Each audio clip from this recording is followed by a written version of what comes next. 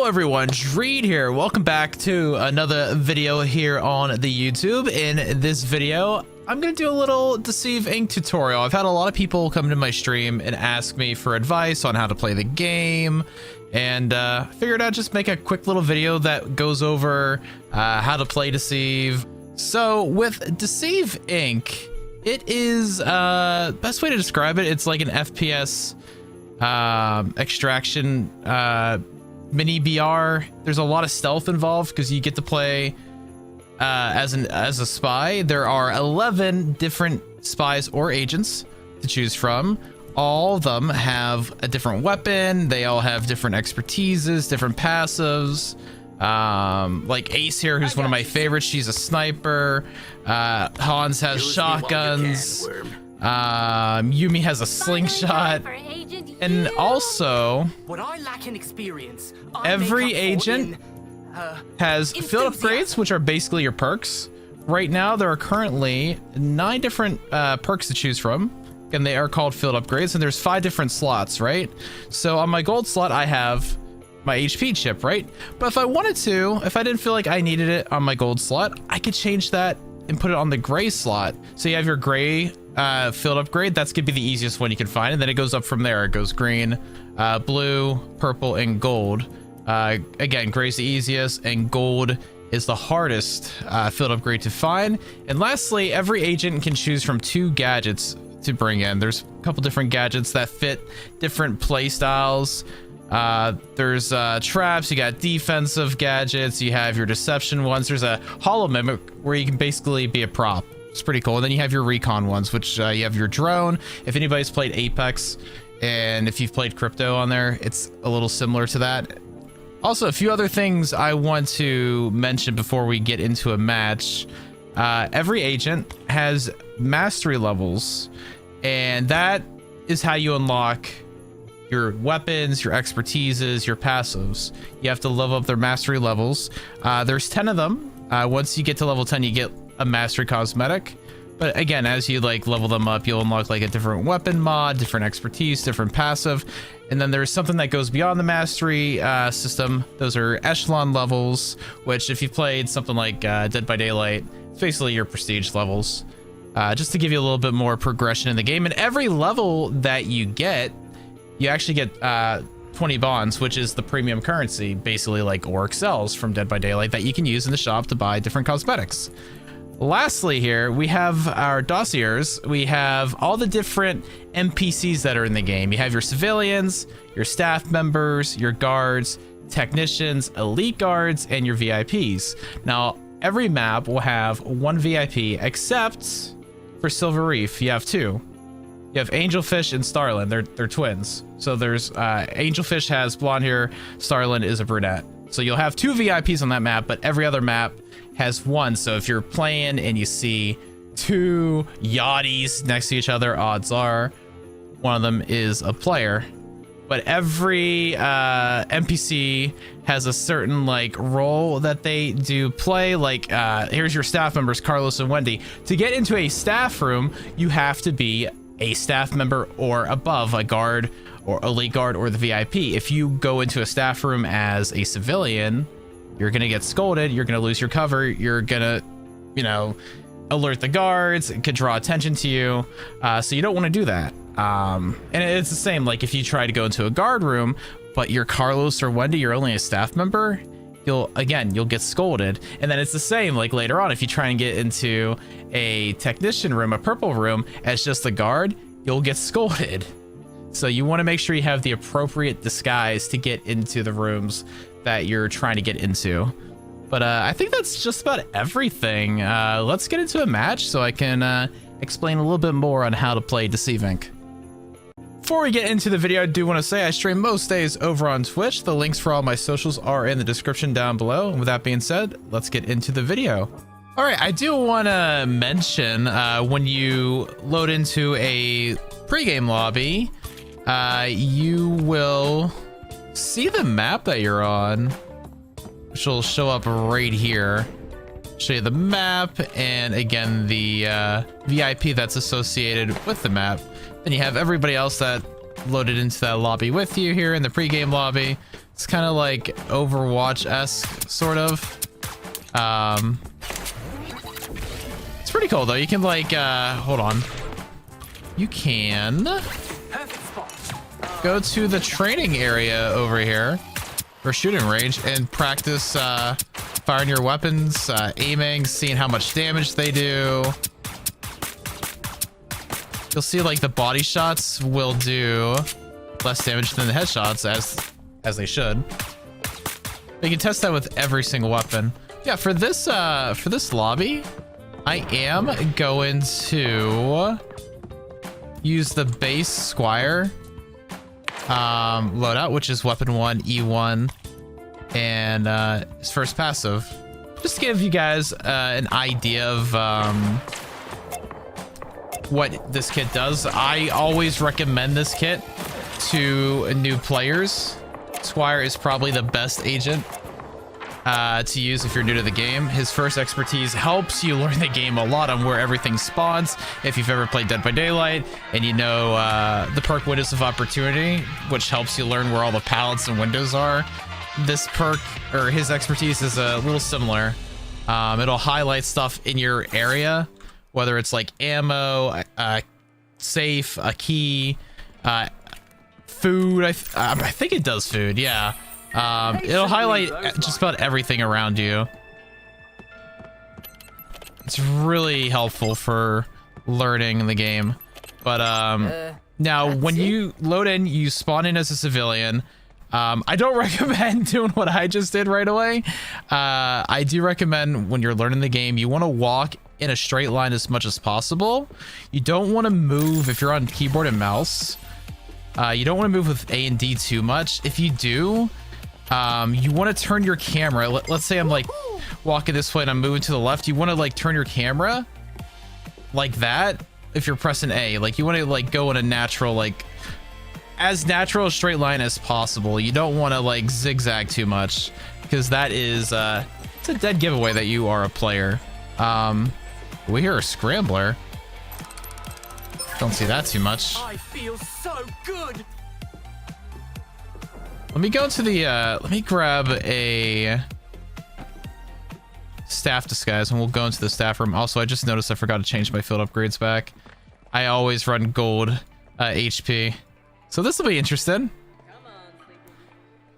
And as I mentioned earlier, you don't want to go into a staff room as a civilian, which we still are. You will get scolded. There also, that safe is open. So there is a player that's in here. Just trying to see who it is. It's that one? I'm pretty sure it's that one. Maybe? Somebody here. They haven't done enough stuff that's sus. And you don't want to like open up fire. That's the other thing I forgot to mention. There is a heat mechanic. If I were to knock out one of these NPCs, if I try and guess who the player is and I guess wrong, I'll gain a heat level and I become more vulnerable to damage. Like heat level 1 is 30% more vulnerable to damage. 2 is 60, and heat level 3 is 100% more vulnerable to damage. Yeah, I don't know who the player is in there. I know there was somebody in there because, again, that safe is open. NPCs do not open safes. Let's see if I can get in there without getting into a fight. And that's the other thing. You want to watch where you change cover. You don't want to do it like out in the open like I just did. Watch, right? Use my expertise. It'll show me where like ammo is in the room, intel. If there's a key, it'll show me. It won't show me what's in the lost and found box though. That's the one thing it will not highlight. I'll give it back when I'm done. I'm pretty good at this. Also, here's another thing. Not a lot of people know this. Like every day I'm on this map, everybody's like, oh, you can do that? On Diamond Spire, you can close the blinds.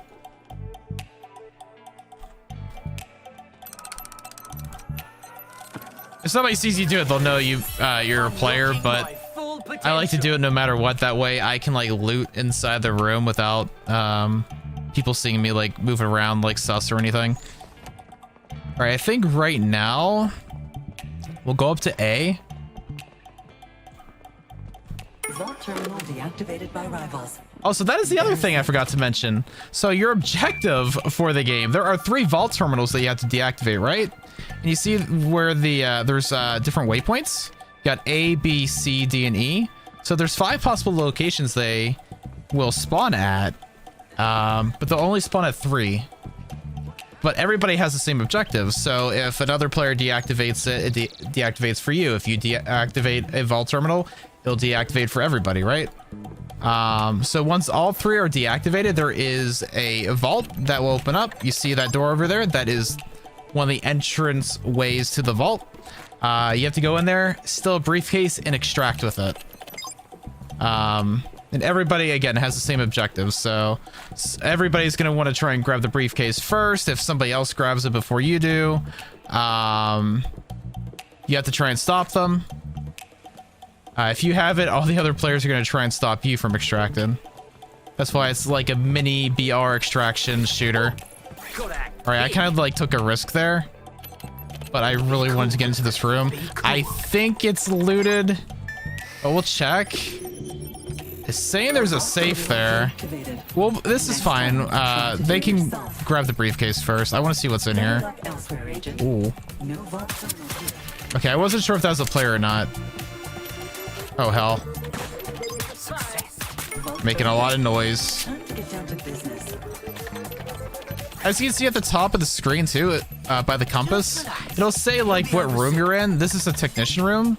So for me to get in here, I had to have the elite guard disguise. Or VIP disguise. But, because I opened up fire, my cover was gone.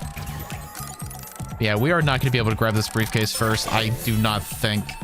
We're very far behind. Apparently there was a Hans that lost a fight in here, huh? Let's see if we can grab our blue chip, and then we're gonna make a run for the briefcase. Now NPCs do run. Not all of them will, but some will run. So just because you see somebody running does not mean that they are a player.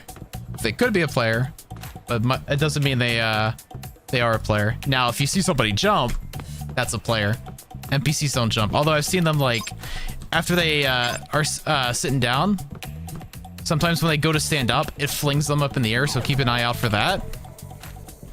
Recon drone. I'll make good use of it, I swear.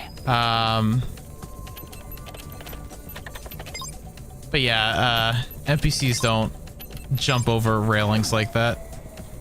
I see you there, buddy. I see you.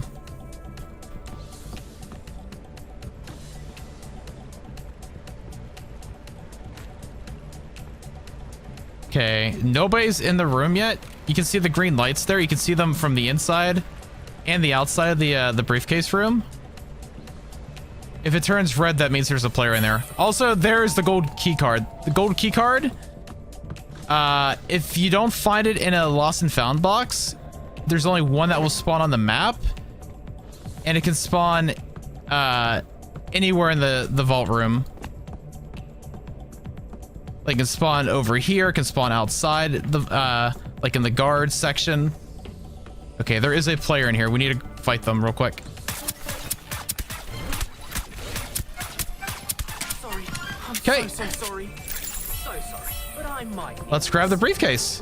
We knew they were in there because the light was red. And when you have the briefcase, you can scan and see where the other players are.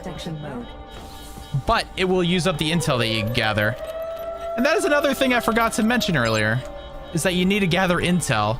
You need to gather intel to open up doors that you don't have keys for, or safes for the perks or the field upgrades that you do not have. Hurry, hurry, hurry. Yeah, you'll see like these safes in like their respective rooms, right? So we're in a technician room, so there's a purple purple safe there, and then like the blue rooms will have the or guard rooms will have the blue safes, staff rooms will have the green, and the common, the gray chips will be just scattered around the map. That's what one of the things you can use your intel for.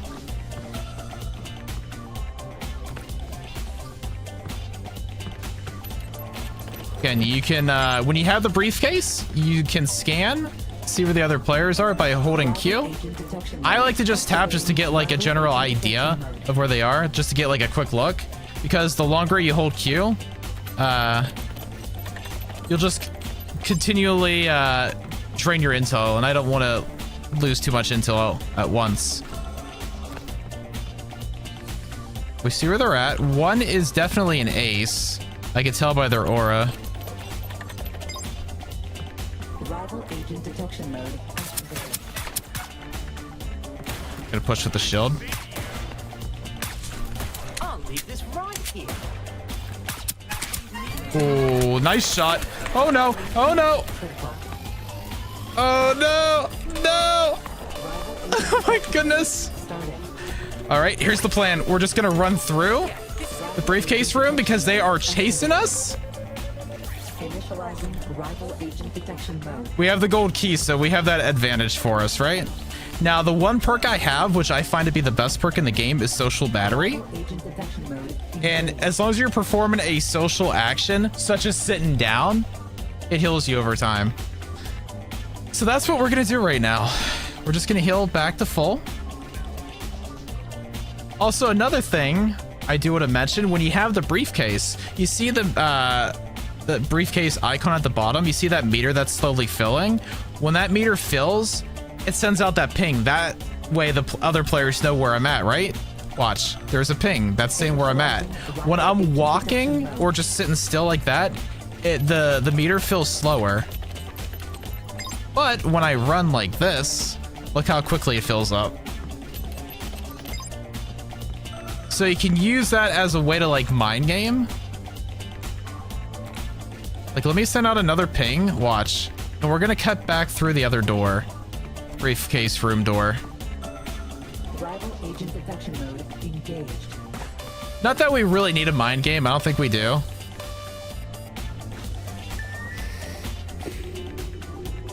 Yeah, I do want to find more intel.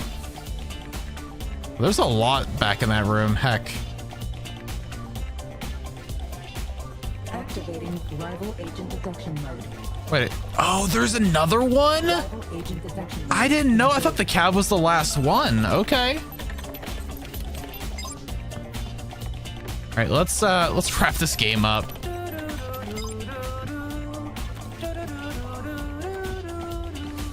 Let's go fight the cav. Agent detection mode started. Oh, she's in this room. Okay, I know where she's at. I thought she was in the tunnel over there. Okay, Cav is dead. I need a social battery heal again. And there was one left.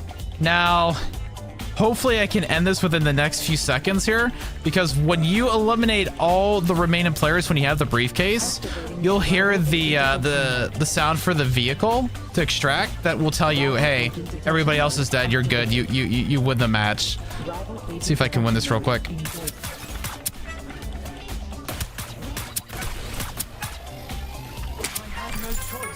See, just like that. Perfect. And then you'll see on the map here where the extraction is gonna be at.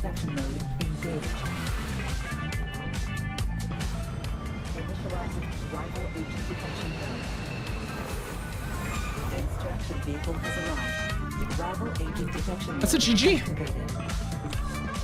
Yeah, that's basically Deceive. It's not too complicated. It's a really fun game. It's easy to learn. Yeah, I wanted to make this tutorial because I have a lot of people that come into my stream ask me, for tips, for hints. And everyone I don't know if I can explain it any better than from this match, honestly. How many elims do we have? We had 4 elims, not bad.